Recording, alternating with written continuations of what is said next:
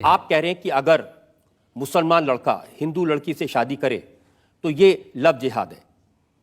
आपकी पार्टी के 3 प्रवक्ता हैं, शाहनवाज हुसैन, उन्होंने हिंदू लड़की से शादी की है, मुख्तार अब्बास नकवी, उन्होंने हिंदू लड़की से शादी की है, एमजे अकबर, उन्होंने हिंदू लड़की से शादी की है। तो बीजेपी के ये तीनों प्रवक्ता लव जिहादी हो गए? नहीं, देखिए, इन्होंने धोखे से नहीं किया, इन्होंने धोखे से नहीं किया, अपने वास्तविक रूप में किया। दूसरा, इन तीनों नेताओं ने भारत की परंपरा पर विश्वास किया, भारत के हर उसको उन्होंने अपने परिवार को इस बात के लिए बाध्य नहीं किया कि तुम भी नमाज पढ़ो, तुम भी उन इस्लाम की बुनियादी सिद्धांतों पर विश्वास करो जिनको वे अब तक नहीं मानते थे। उनके लिए उनके साथ जबरदस्ती नहीं किया, जो रांची में हुआ। एक पति अपनी पत्नी से क्या कहता है और पत्नी ये नहीं, मंदिर जाते हैं और दीपावली भी मनाते हैं, दीपावली भी मनाते हैं, होली भी खेलते हैं। क्या देवबंद के मौलवी इस बात का फतवा जारी करेंगे कि होली मिलन का वे कार्यक्रम करेंगे? क्या वे दीपावली मिलन के कार्यक्रम की बात करेंगे? नहीं कर सकते, मैं जानता हूं नहीं करेंगे। इसलिए जब वे इन त्योहारों को नहीं मनाने की बात कर सकते हैं, लेकिन ये तीनों नेता अपने घर में इन त्योहारों को मनाते हैं। योगी जी, जो मुस्लिम लोग हैं, चाहे किसी भी स्थिति में हो, अब शाहरुख खान ने भी एक हिंदू लड़की से शादी की, आमिर खान ने भी एक हिंदू लड़की से शादी की, ये जिहादी थोड़ी हो गए? नहीं, जिहादी मैंने कहा ना, जिहाद का फर्क मैंने किस बात को कहा? जो छल से, छद्म से, धोखे से। छल है या नहीं है, ये वाकई में प्यार है, ये कौन तय करेगा? आप बताएंगे कि आपका इश्क है, आपको छल से पकड़ा क्या है? मैं क्या कर रहा हूं, जो उदाहरण आपके सामने आ रहे हैं, पूरे देश के अंदर जो बातें सामने आ रही हैं, मुझे लगता है ये चिंता उन लड़की लड़कों के माँ बाप पर क्यों नहीं छोड़ देते आप? मैंने कहा ना, हम लोग इसलिए हैं क्योंकि समाज का एक जागरूक नागरिक होने के नाते मेरा दायित्व भी बनता है कि हम इसके खिलाफ बोलें, जो समाज की सामाजिक नैतिकता के खिलाफ हो, हमें उसके खिलाफ आवाज उठानी चाहिए, हम उसके खिलाफ आवाज उठा रहे हैं। देवबंद के उलेमा हैं, उन्होंने कहा कि ये एक इस्लाम के खिलाफ साजिश है। योगी आदित्यनाथ और उनके साथी मुसलमानों को बदनाम करने के लिए उन्होंने लव जिहाद नाम का शब्द इजाद किया है। यह शब्द हमने नहीं इजाद किया है, एक शब्द केरल से आया है और पूरे देश के अंदर केरल इसका सबसे पहले शिकार हुआ था। केरल के बाद कर्नाटक, उत्तर प्रदेश और पश्चिमी उत्तर प्रदेश, उत्तर प्रदेश में भी पश्चिमी उत्तर प्रदेश इससे सर्वाधिक पीड़ित है, प्रताड़ित है। दुर्भाग्य से वहां एक ऐसी सरकार भी आ गई जो इस प्रकार के तत्वों को प्रेरित और प्रोत्साहित करती है। इसलिए ये शब्द मैं नहीं दे रहा हूं, ये शब्द वहां पर प्रचलन के उसमें है और चूंकि वह इस्लाम के नाम पर हो रहा है इसलिए जिहाद उसको नाम दिया गया है। लेकिन आपके इस करने का असर क्या हुआ है? कोई भी मुस्लिम लड़का अगर हिंदू लड़की से प्यार करता है, आपकी छल कपट जबरदस्ती की बात नहीं कर रहा हूं, मोहब्बत हो जाती है असल में, तो भी लोग उसको परेशान करते हैं। रोज तो समाचार पत्रों में आ रहे हैं, रोज तो आप देख रहे हैं, रोज तो इस प्रकार की बातें आ रही हैं कि पहले नाम उसका कुछ और है, परिवर्तित नाम में कुछ और करके बाद में जब वास्तविक स्वरूप में आती है तो वो बालिका तब अपने आप को देखती है कि हमारे साथ धोखा हो चुका है। और यही हो रहा है, लव जिहाद के नाम पर यही हो रहा है। तो आप बालिकाओं को समझाइए ना। हमने कहा ना कि हम पूरे समाज को कह रहे हैं और दूसरा हम प्रशासन से भी कह रहे हैं, शासन से भी कह रहे हैं कि लव जिहाद देश के खिलाफ एक साजिश है। और केरल के मुख्यमंत्री इस बात को कहते हैं, साम्यवादी मुख्यमंत्री इस बात का साहस करता है कि लव जिहाद इस देश के अंदर सांप्रदायिक सौहार्द को बिगाड़ने और देश को एक मुस्लिम मेजोरिटी का स्टेट बनाने की एक साजिश का हिस्सा है, इसका विरोध होना चाहिए। योगी जी, बहुत सारे नौजवान यहां पर मौजूद हैं और इनसे पूछते हैं ये लोग क्या सवाल पूछना चाहते हैं।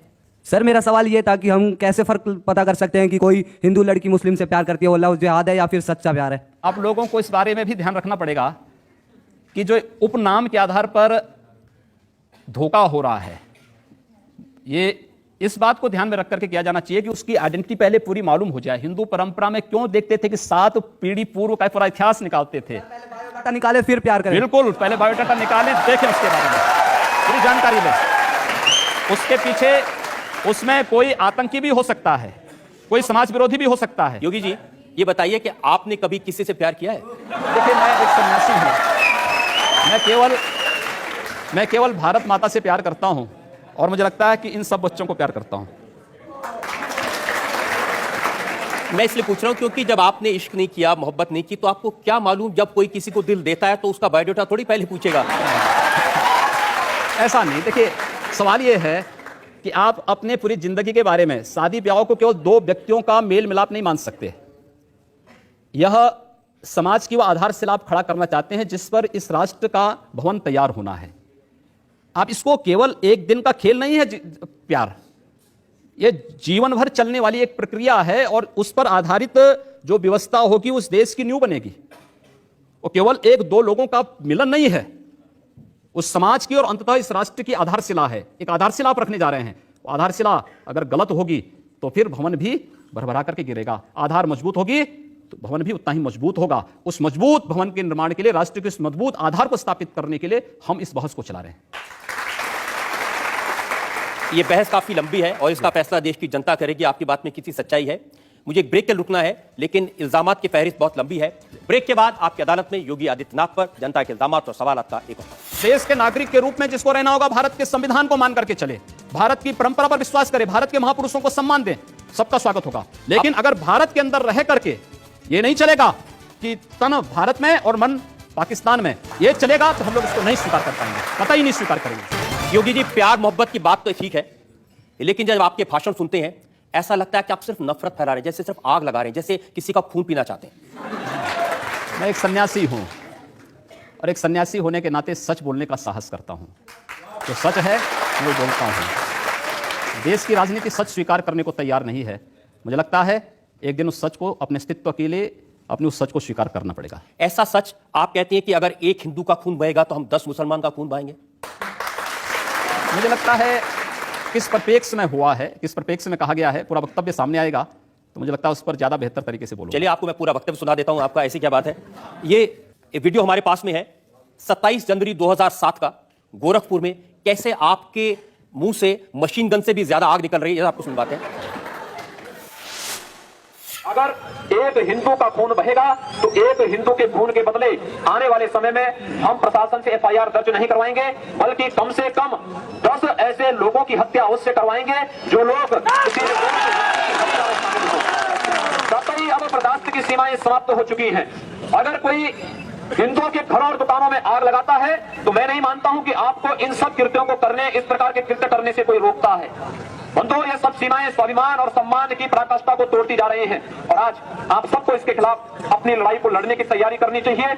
मैन जी, पूरे फ्लो में बोल रहे हैं आप। भगवा वस्त्र पहन के, साधु का रूप धारण करके इस तरह की नफरत की बात करना ठीक है? देखिए, मैंने उस बात को कंडीशनल कहा है। अगर कोई आपको मारेगा तो मुझे लगता है कि सामने कोई मानव होगा तो उस मानव को आप ये मान सकते हैं कि आपने एक थप्पड़ मारा, दूसरा थप्पड़ भी सहन कर सकते हैं। लेकिन अगर सामने दानव है तो अगर मारना, एक हाथ से मारता है, दूसरा हाथ से उसका जवाब भी दीजिए। मैं एक सन्यासी हूं। अगर हमें शास्त्र का प्रशिक्षण दिया गया तो शास्त्र के साथ साथ शस्त्र का भी। अगर हमारे हाथ में, एक हाथ में माला है तो दूसरे हाथ में हम भाला लेकर के भी चलते हैं, जिससे समाज को शिष्ट भी किया जा सके और दुष्टों को उनके कृत्यों की सजा भी दी जा सके। एक सन्यासी का सही कर्तव्य होता है। योगी जी, आप भारत की पार्लियामेंट के सदस्य हैं, आप उस सर्वोच्च व्यवस्था में हैं जो कानून बनाती है। आप लोगों से कह रहे हैं कि हम एफआईआर दर्ज नहीं करवाएंगे, अगर एक मारेगा तो हम 10 मारेंगे। आप गब्बर सिंह हैं कि हमने प्रशासन से इस बात को कहा। जब प्रशासन बात नहीं मानता है, जहां पर प्रशासनिक व्यवस्था पूरी तरह फेल हो चुकी है, जहां पर वो किसी चीज को सुनने को तैयार नहीं है। गोरखपुर में दर्जनों व्यापारियों की दुकानें आग लगाई जा चुकी थी। एक व्यापारी की हत्या सरेआम इसलिए कर दी जाती क्योंकि हिंदू बालिका को जबरन, मुहर्रम का जुलूस उस बालिका के साथ जबरन करने का प्रयास करता और वो व्यापारी उसको बचाने के लिए आता है तो उसकी हत्या सरेआम पुलिस की जीप से खींच करके, चाकू से गोंद करके उसकी हत्या कर दी जाती है। कोई इस बात को सुनने को तैयार नहीं। आखिर हम लोग, बाकी इसके अलावा हमारे पास चारा क्या है? अपने लोगों को संगठित करके इस प्रकार के अन्याय का प्रतिकार करना। मुझे लगता है जब कानून और व्यवस्था फेल हो जाती है, जंगल राज हो जाता है, तो जंगल राज का जवाब जैसे को तैसा देने की तैयारी होनी चाहिए।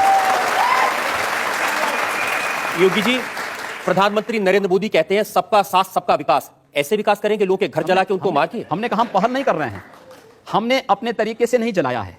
हम कह रहे हैं कोई हमारा जलाएगा तो ये निश्चिंत होकर के नहीं बैठेंगे। आप लोगों को भड़का रहे हैं, उनको हिंसा करने के लिए उकसा रहे हैं, ये कानूनन अपराध है। मैंने ये कहा कि अगर कोई हमारा जलाएगा तो वो सुरक्षित नहीं बैठेगा। हम फिर इस बात की प्रतीक्षा नहीं करेंगे कि प्रशासन आएगा, हमारी बात को सुनेगा और फिर वह अपने तरीके से फैसला लेगा।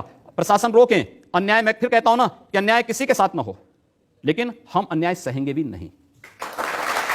लेकिन आप ये जानते हैं कि ऐसे भाषण देना, लोगों को भड़काना, मर्डर के लिए भड़काना, कत्ल के लिए भड़काना, आग लगाने के लिए भड़काना, ये कानूनन अपराध है। ये कंडीशनल है। अगर कोई आपको मारता है, प्रशासन कार्रवाई नहीं करता है, आप हाथ पर हाथ धरे रहे मत बैठिए, उसका प्रतिकार करिए। कानून आपको इस बात की इजाजत भी देता है कि आप आत्मरक्षा के लिए कुछ भी करिए। मैं आपकी इस बात से बिल्कुल सहमत नहीं हूं और बात आपकी सिर्फ यहां नहीं रुक जाती है, आपका अपराध और बड़ा है। आपने कहा कि अगर एक हिंदू बालिका को ले जाएंगे तो हम 100 मुस्लिम बालिकाओं को ले जाएंगे। कितनी खराब बात है। आपको लगता है कि हिंदू बालिका, उस बालिका को ले जाना उस लव जिहाद का एक हिस्सा जो देश के खिलाफ एक साजिश है?